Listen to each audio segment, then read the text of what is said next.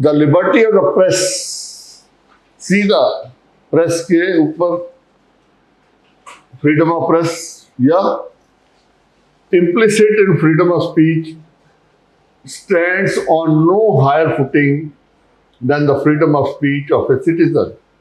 No privilege is attached to the press as such distinct from ordinary citizen. याद आ गया? किया था? Explain this statement. So it is in two parts, this question. Answer has to be in two parts.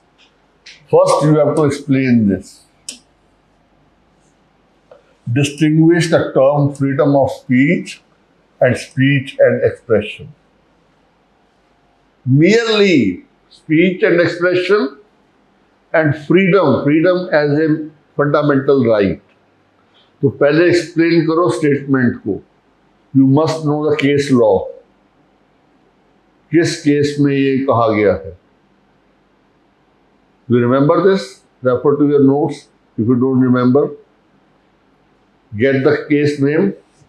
Then it is no different from the freedom or the fundamental right of a citizen to